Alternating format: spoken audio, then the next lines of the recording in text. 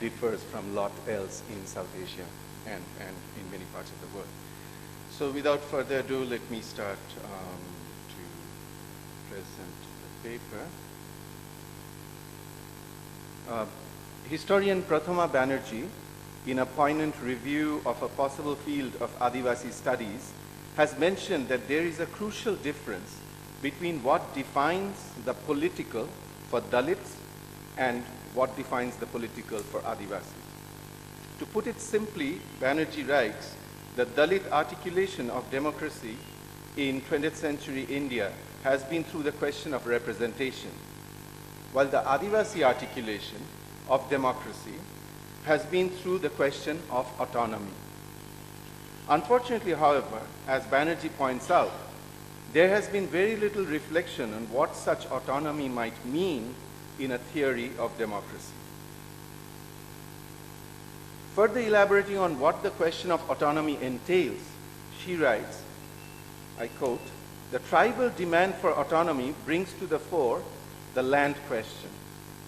Land in the Adivasi case has to necessarily go beyond the notion of land as property, both in the liberal Lockean sense and in the more radical sense, radical in the sense of land to the tiller. In fact, Banerjee suggests one would argue, drawing from Adivasi histories, that the very concept of land must be reimagined as ecology rather than land per se, that is, as inclusive of forest, field, minerals, water, and animals on the one hand, and of specific modes of habitation and relation of peoples with such land on the other. The latter would include cultural, symbolic, and indeed spiritual investments that diverse peoples make in their lands and landscapes. As importantly, it would include not only the question of using and inhabiting land in particular ways, but also diverse modes of traversing land as it were.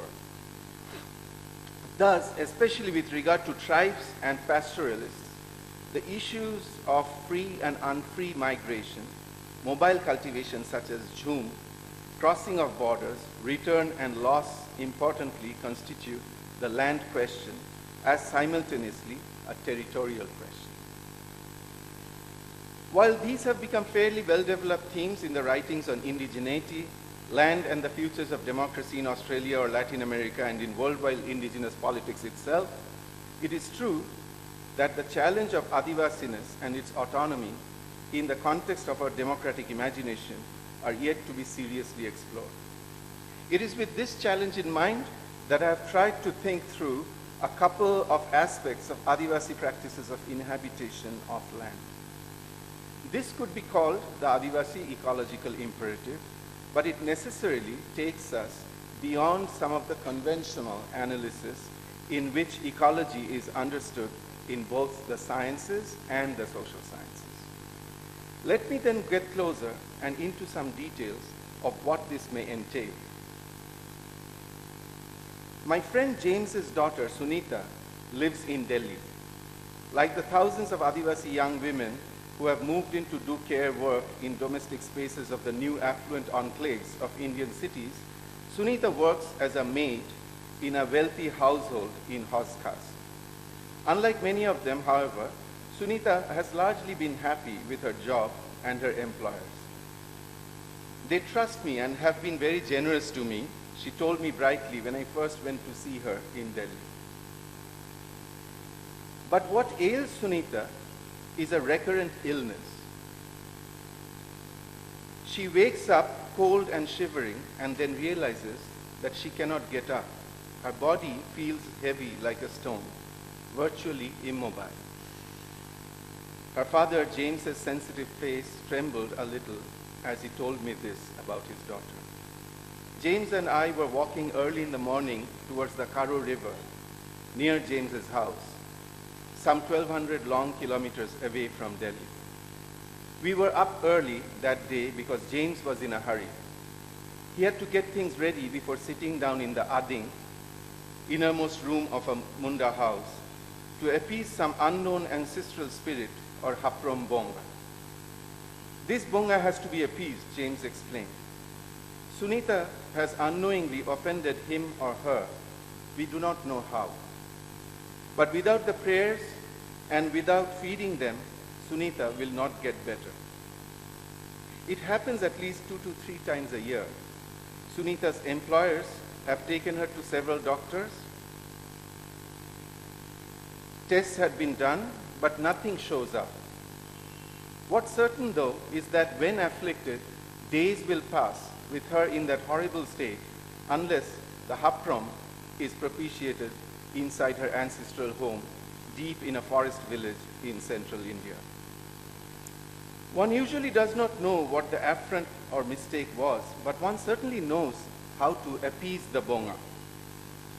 What is most remarkable here is that although the hapram bonga's place of residence is the ading, the innermost room, in a remote ancestral home, the bongas have the power to affect Adivasi individuals across large distances.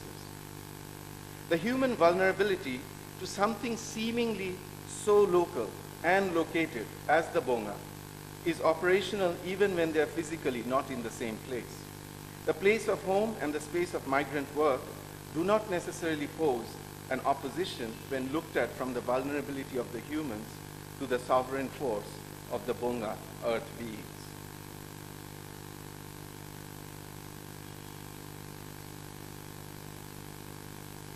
The next section is called Rootedness and Migration.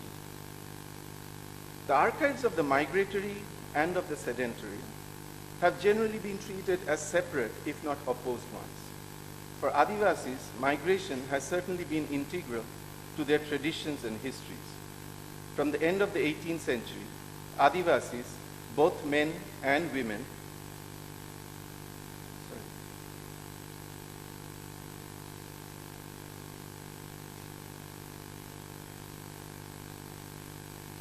Adivasis, both men and women, have been one of the main populations of migrant laborers who have enabled the consolidation of newer cycles of capitalist accumulation. From the early years of post-slavery world of sugar plantations to India's vast tea plantations in the northeast, from indigo factories to seasonal harvesting across India, from forest clearing, mining, and construction work, ranging from the establishment of the Konkan railways to the laying of 21st century underground digital data cables, Adivasi migrant labor has been crucial in the generation of successive phases of accumulation in South Asia. The zone of gendered domestic work in the urban enclaves of a new India marks the continuation of this Adivasi migration pattern into the contemporary regimes of affective labor. So on the one hand, to invoke Adivasiness in India is to invoke this very prominent aspect of being migratory as an inalienable condition of being and becoming Adivasi in the world. On the other hand, this migratory tradition becomes particularly salient and challenging since Adivasis over this same 200-250-year period have almost been synonymous with struggles against displacement from their lands. Such struggles, currently more visible and intensified, have persistently underlined the Adivasi demand for collective control over and remaining in place on their ancestral lands. Jharkhand's Adivasi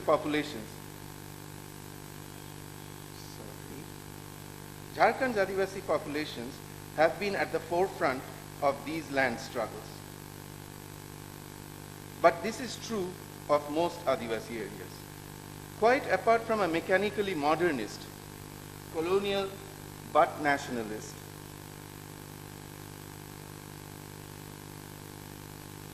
racial mapping of Adivasi bodies as essentially fixed in place, Adivasi struggles in defense of their lands have indicated a continuing active inhabitation of place. Not the old museum-like idea Adivasis live here, but it's an active inhabitation of place. It involves complex forms of attachment and belonging where, more than the kind of sovereignty expressed in statehood movements, a continued capacity to attend to the land, a capacity to remain attuned to it, is what becomes the central political question. This is why financial compensation or promises of jobs and alternative settlements have not been able to cancel out or annul the demand for the rights to remain responsible to the dense world of land and territory. I'm going to play a clip.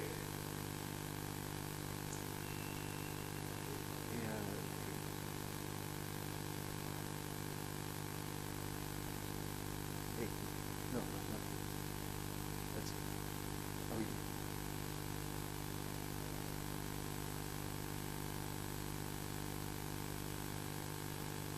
What we are dealing with here, therefore, is a form of living that is actively and simultaneously rooted and migratory. While historians of labor and labor activists, not to mention the rather limited worlds of planners and political economists, have emphasized the migratory aspect and called into question imaginations that want to focus on Adivasi connectedness to their lands, the world of indigenous rights, activism, and associated scholarship and environmentalists have remained either silent about the migratory or even seen it as an overwhelming threat to Adivasi identity and survival. In such a state of affairs, we ignored the possibility that these two elements, the migratory and the rooted, far from being oppositional, may actually illuminate aspects of each other which may have gotten lost in the somewhat mechanical imagination of place and movement. A variety of commentators, including the well-known anthropologist, historian of anthropologists, James Clifford, have problematized the habitual binary of migration and rootedness that frequently comes into play in the question of indigeneity.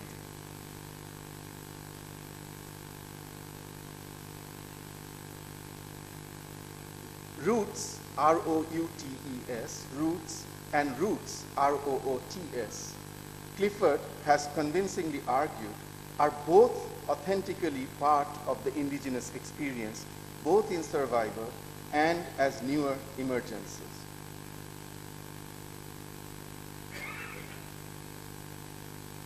While the recognition of both these aspects as integral to the indigenous experience is crucial, I feel it stops almost exactly where it needs to start. For if Adivasi experience of surviving and living with modernity necessarily questions and trips up the binary of mobility and rootedness, there must be something about the very trajectory and travel of Adivasis that shows us how they are connected and how they relate to each other. This will necessitate a departure from the terrain of the plainly historical, where migration and rootedness are ontologically closed questions, as if we understand how one migrates or stays attached to a place. Especially, it seems to me, for an Adivasi, to migrate does not exhaust the practice of staying attuned or vulnerable to place, especially to one's ancestral lands. In fact, the equally extensive aspects of migration and refusal of displacement in Jharkhand's Adivasi lives points to the need to explore how, if at all, the migrant's body can continue to assume this attunement to ancestral land even while physically at a distance from it. Such an ontological and everyday capacity to be vulnerable to land itself, even in migration, may indicate a significantly different sense of how bodies and places are articulated, thus demanding of us a new idiom, not only of Adivasiness and indigeneity, but of environment and ecology themselves.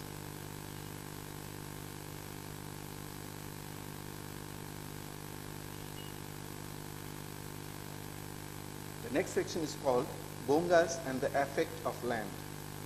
The Bonga world is spatially and taxonomically dense and complex.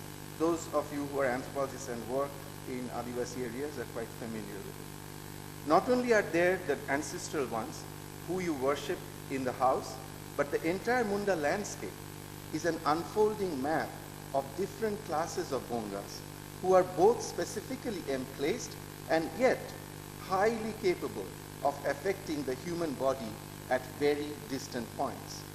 Every element of the landscape, fields and uplands, ponds and lakes, groves and rocks, streams and hills, is the sovereign domain of these non-human earthly beings.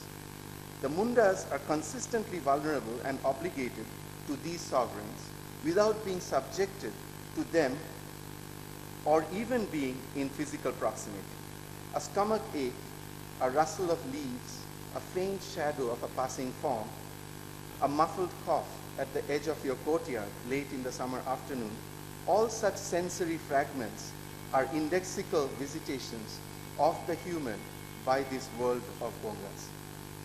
The landscape of the Munda world is thus a deeply affective one, with a continuous demand being put on the humans to be alert and attuning to the various rhythms, flows, and tremulous potentialities of Bonga actions on them. And although we are talking about the Bongas here, there are many other forces that constitute the land, humans, objects, animals, and other non-humans, whose partial sovereignty has to be similarly acknowledged and submitted to. Unlike the givenness and solid stability that secular visions of landscape portray for us, whether as art, activism, nature, capitalism, resource, unlike all these, an intense attachment to land is generated here through the human vulnerability, the vulnerability to the fluid movements of Bongas producing what I call a shimmering landscape. In this form of place, the migratory and the sedentary cease to work as opposition. The act of Bonga worship is an act of submission. It is an acceptance of a different kind of sovereignty. It is an attunement and acceptance of one's vulnerability to another. But it is precisely through that submission and capacity for responsibility that one, I'm not doing very well with this reading out from the computer. Sorry.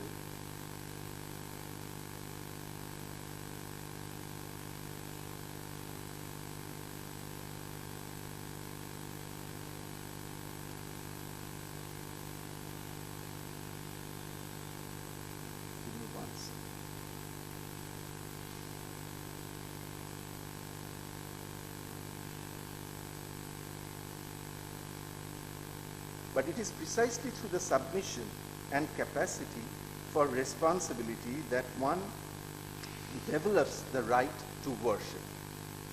In their vulnerability and attending to the multiple sovereignties of the shimmering landscape, Munda Adivasis thus develop a deep sense of right to the inhabitation of their lands. It is in recognizing land as the domain of this crisscrossing of the authority of heterogeneous Bongas and other sovereigns, a space of multiple sovereignties, that we can begin to sense how a complex political theology becomes integral to the very formation of a broader ecology. James Clifford again suggests something analogous about mobility and attachment to place without exploring how such an attachment works out materially and ontologically. I quote from him, Clifford writing, "We necessarily turn our attention to indigenous dynamism, interaction, dwelling, in travel. But it is equally important to remember that being native in a more than local sense does not mean sacrificing attachments to a place or places, the grounding that helps one feel at home in a world of complex interdependencies." Black Elk, the famous Sioux visionary, somehow took Harney Peak along with when he went to Paris. He's talking about a famous Native American chief, well, more like a visionary, who while going to Paris felt like he's still attached to the peak, the sacred peak that is there, and he can still speak to it. However, I suspect that what we may need to pause here, before engaging in that last bit of talking about the land with oneself. Along that line of thought, that land coming with you, lies the entire problematic of starting with the individual and assigning of identities taken as some kind of a genotype. In such a version, we'll have the world already finished and coded wherein we can then safely return the questions of Harni peaks, ancestral lands, bongas in the realm of beliefs, indigenous mythology and all that. But that is not we want or Clifford wants. After all, in our case, Sunita does not somehow take her ancestral land with her, but rather through specific acts of the bongas, the land has a way of making her remain responsive and attuned to it. She retains the capacity to be responsible and she's affected through a degree of vulnerability to the bongas. Land thus emerges away from being an entity that can be mapped and structurally fixed. Just like Pierre Hadot, his critique of science, where the persistent gesture is to unveil nature, right?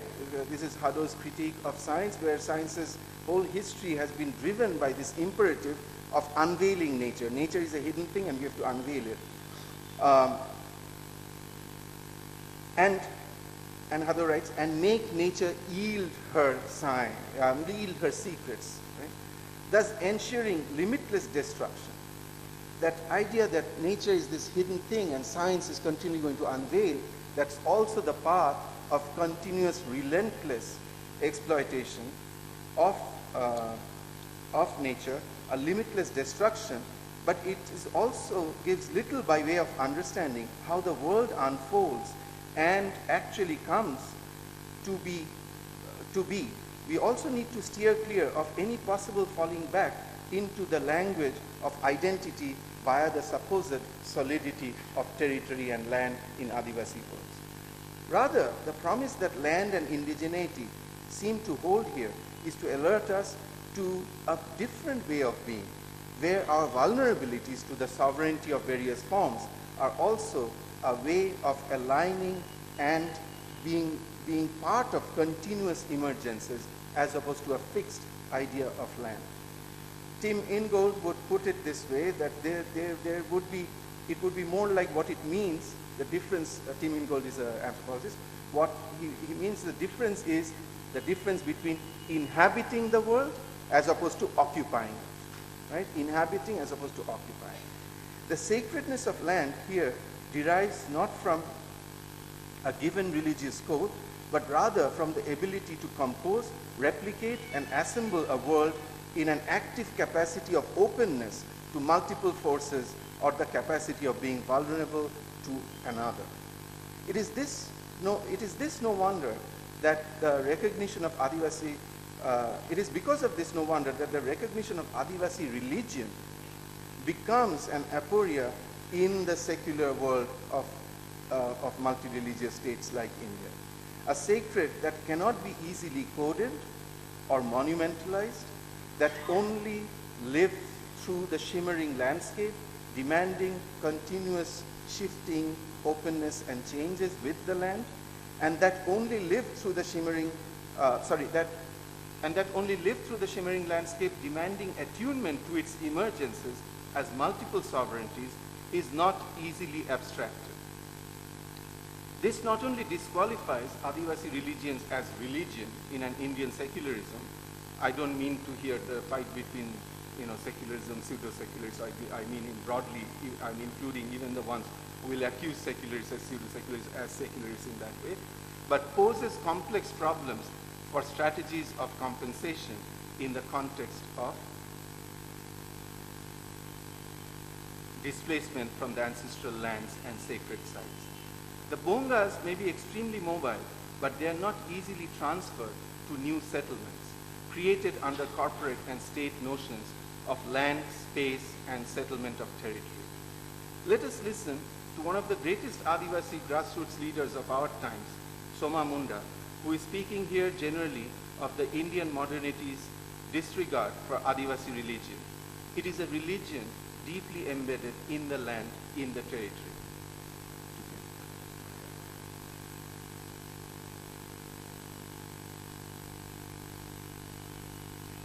आ जाएगा ना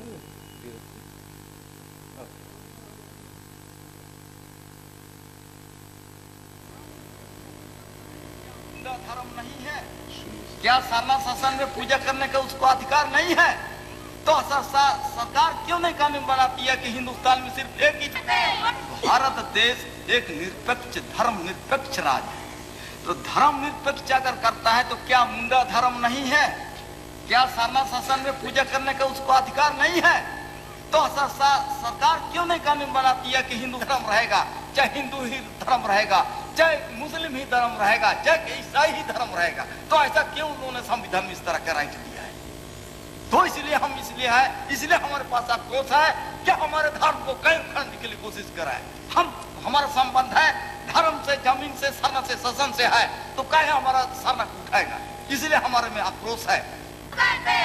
भारत देश एक निरपेक्ष धर्म निरपेक्ष राज्य है।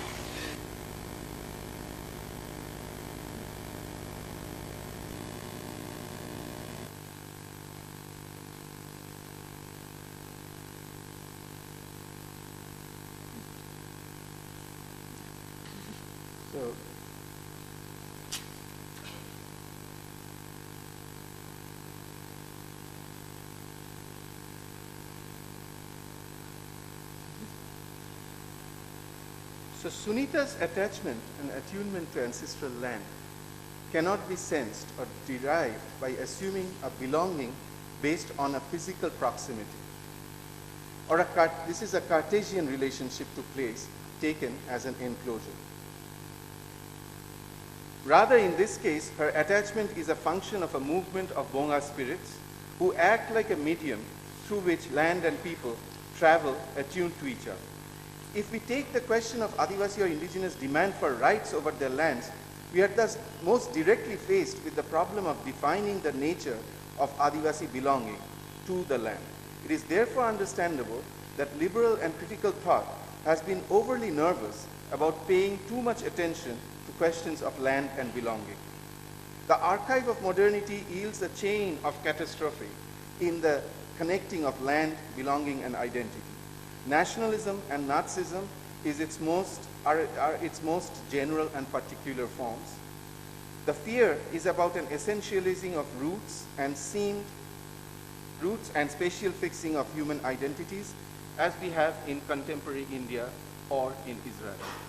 It had seemed that the invocation of attachment to land, as in the case of peasant and the indigenous, always comes at the expense of the migratory and the diasporic.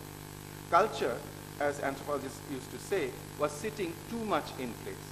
In the case of the indigenous, even while acknowledging the importance of traditional territory and land, it remained unclear what the status of the non-sedentary, the non-territorial, or the migratory was in that order of things. What is the relationship between the object called land and the person called the Adivasi migrant? How do indigenous claims of belonging actually work in such cases? Place and the migrant's body seem to be utterly important but opposed matters in the anthropology of Adivasi indigeneity. I feel this problem has some roots in an older Cartesian problem of not having an adequate theory of how bodies interact at a distance. For the Cartesians, I'm using it as a very deep foundational text of modern thought. For the Cartesians, for such interactions to happen, one body has to actually be in physical contact with each other. This could take place through an extension of one or both bodies in space. That is, the land has to somehow physically continue and be extended, thus maintaining an uninterrupted contact with the migrant's body. If we propose, in the language of certain kind of nationalisms, some form of fusion of land, territory, and culture tradition, then we get a model, however unsatisfactory, of how the migrant body could still be impacted by an ancestral land of one's belonging. But that is precisely the root of the modernist nightmare of nationalisms and fascisms. However, to this Cartesian problem, beginning with Newton, we have a series of answers which try to retain the distance between the two bodies and instead evoke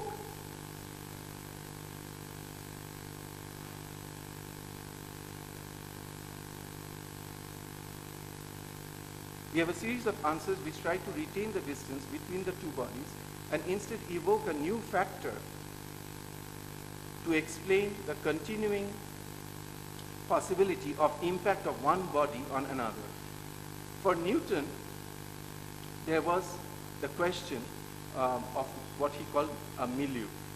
In acting as a vehicle that conveyed the action of one body on another, Newton initiated a notion of a medium which is always relative to two bodies or centers.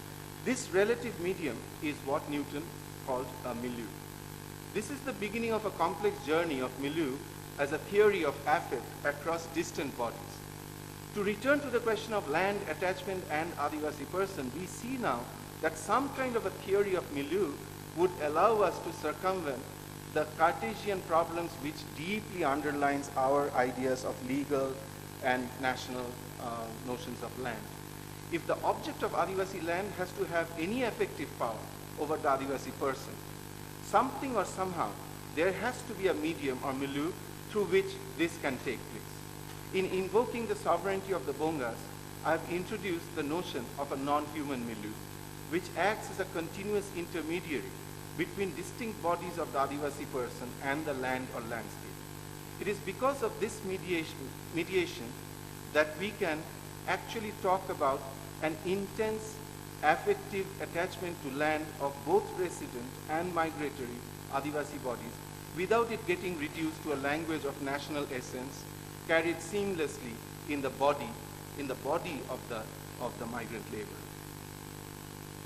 The invocation of the centrality of the Bongas and other earth beings as milieu signals another important dimension in the possibility of justice today. In the context of a global acceleration of dispossession, the Adivasi and the indigenous has a particularly important location. They are, after all, both the most extremely dispossessed and the most relentlessly emplaced modern practitioners for whom the materiality of land and the symbolism of human life, however, can hardly be separated. Indigeneity is a vivid demonstration of a post-colonial form of modernity, but without nature, without culture. In the current age of heightened dispossession, it is worth remembering that the crucial question of land has been generically housed in the twin governmentalities of the life of matter, which we call ecology, and the matter of life, which we call human rights. If it is land as ecology, what happens to the equally old and authentic practice of migrant work among Adivasis? If it is all about human rights and equality, then how does one connect that to the world of land, landscape, and animal and plant life? It is by noticing the centrality of the Bongas in Adivasi worlds that we see one of the ways, a minor genre of the non-secular, that the land and the humans are brought into simultaneous play and attachment. I'll just leave it there.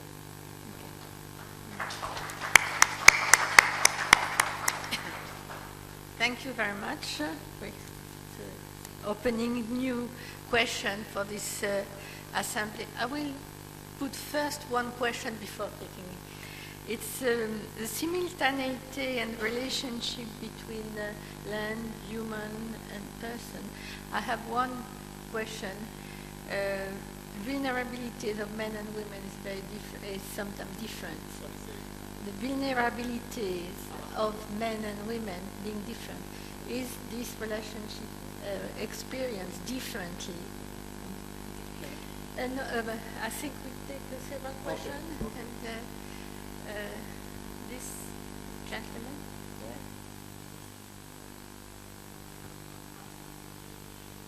Oh. Okay, I just wanted to say, you talked towards the end about Cartesian things, but I hope we have moved much forward from Cartesian things than before, because we have a lot of theories of unconscious, we have a lot of theory of collective unconscious.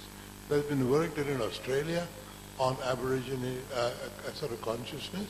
So, I mean, we don't need to go back to that and connect Cartesian with nationalism and then nationalism with Nazism, and that is a blind alley.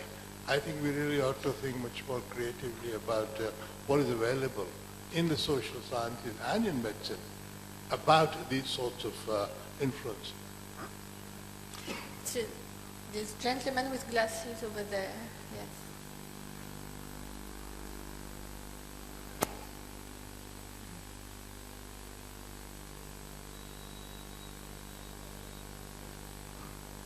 Hi.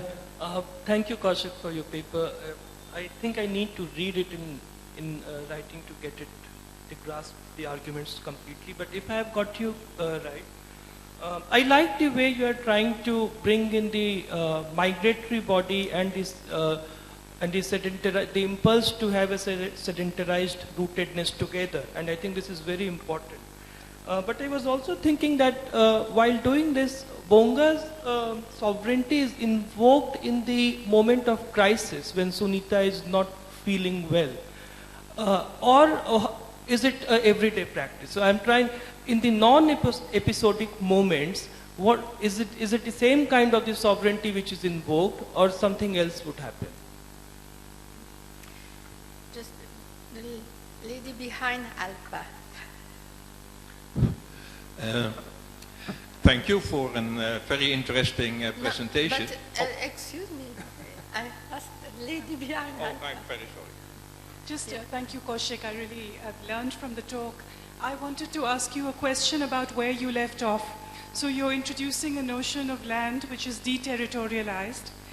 What would a model of Adivasi rights based on that notion of land look like? And I'm sure, I know this is where you ended, or maybe, but I'm sure you have thoughts on it, and I wanted to hear those. Okay. So, Jan? Jan? Yeah. How are you? Again, thanks for an interesting presentation.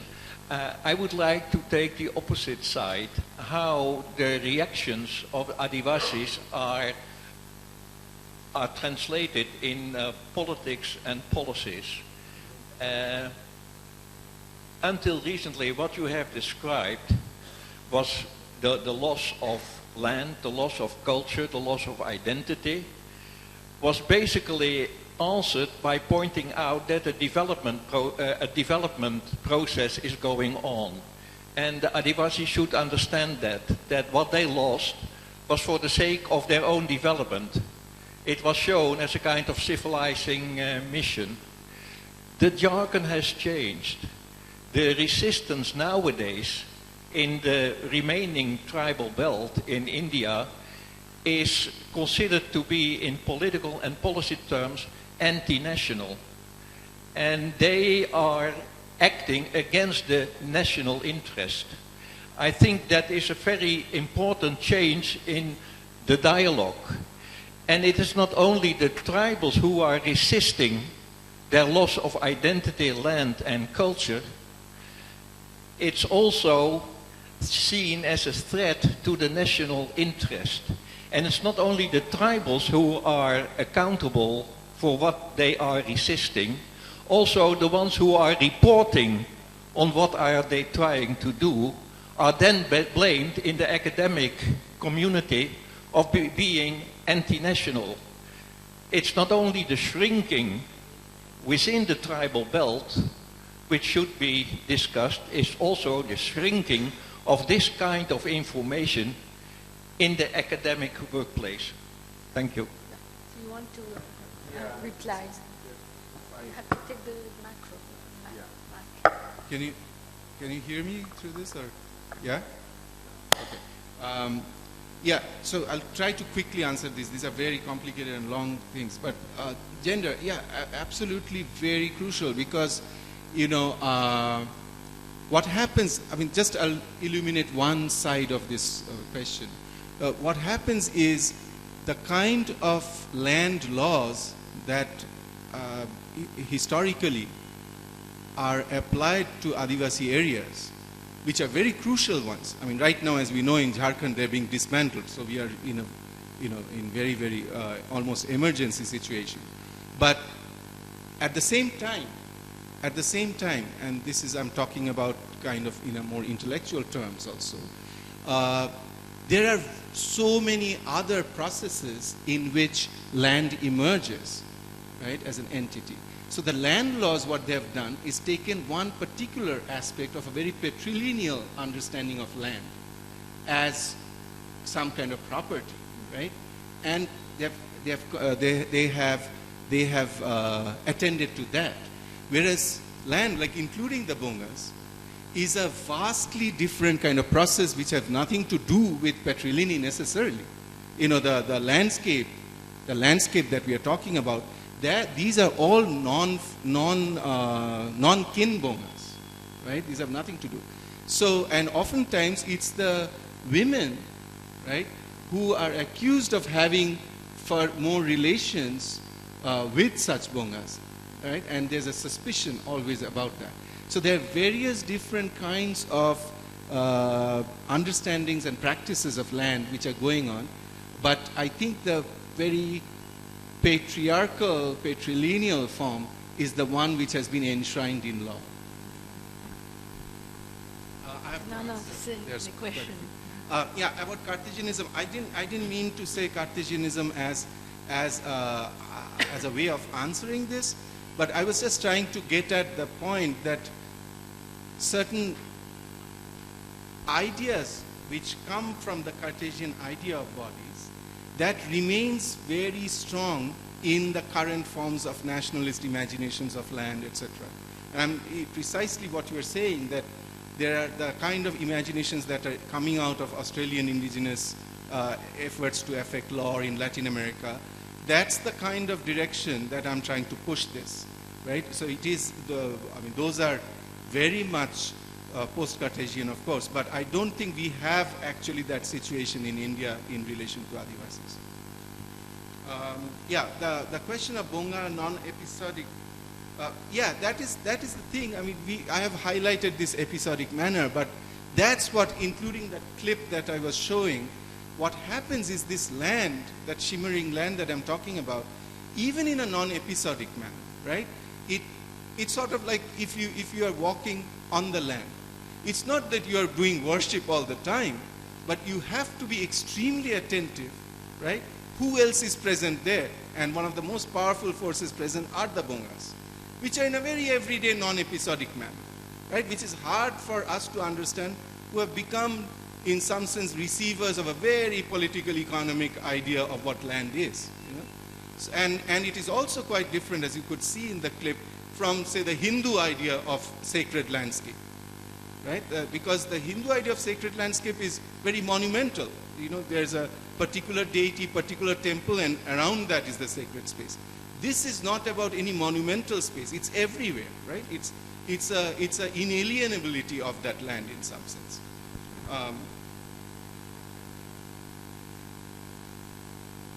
Sorry, there was a question of Adivasi rights. I'm forgetting. What was the question? Oh, Kanchan. Sorry. Yeah, that's a. In some sense, you know, it's both trying to take us beyond the conversation of human rights in the way it goes on, but not necessarily with the idea of that only this thing exists. Human rights exist, and they have their domain, and that is very important. Courts, legal cases come up, but we cannot limit the challenge that Adivasi idea of land brings up, right? In terms of how we are even going to talk about why should they be there, right? And why should they have land, right? And in some sense, you know, a lot of what the ecological imperative that I'm talking about, it's kind of a very sad situation where 5 years ago or something, one would have thought, given that enormous environmental disaster we are hurtling towards, that these kind of imaginations of land become primary discussion in India as opposed to Yogi Adityanath, right? This should have been the future of what we are. This is an extreme emergency which affects everybody. And this could have been, as has happened in so many countries now, a completely different constitution has been written around this land question, are completely different kinds of ecological attempts, sometimes naive, sometimes complex, have emerged. But unfortunately, that hasn't happened, right? So when I was writing some of this, I was not thinking so much about the immediate crisis of Adivasi lands, let's say with the effort to dissolve Chattanakud Tenancy Act or something, but kind of trying to see, okay, what was the bigger promise of this? What was it trying to really say to us, other than just legal issues of who owns what, right? I wasn't sure exactly about the development anti-national, because one of the things very, very crucial, and any archive, including parliamentary debates in India, will show is that continually Adivasis were being suspected of being anti-national. Because and that is the thing that Banerjee was pointing out at the beginning of the paper, that the idea of autonomy has been central. And the problem of the anti-national position is that it is actually deeply, it itself is the only anti-national in the room, because it basically says, you know, my way, you know, that's it. I'm just going to decide because I'm a majority. That's what it is. It's majoritarian nationalism. And so and I know that involves, you know, us as academics, we can scream as much as possible. That's a domain of everyday politics and a different kind of practice. But as far as our limited practice here is concerned, it's perfectly clear that it has been always 19th century, 20th century, Adivasi position has been about autonomy. And I think it's a beautiful challenge to a very narrow way of thinking what a nation is, right? In limited sense, they were asking for a federated system, which I think is what many groups have asked for actually. So I wouldn't say that anti-national is a, you know, in that sense is a new thing, right? But we can discuss it further. Do we have enough time? No, I'm sorry, but I think, no, but you can continue the discussion afterwards. Thank you very much, and let us thanks for a very stimulating lecture.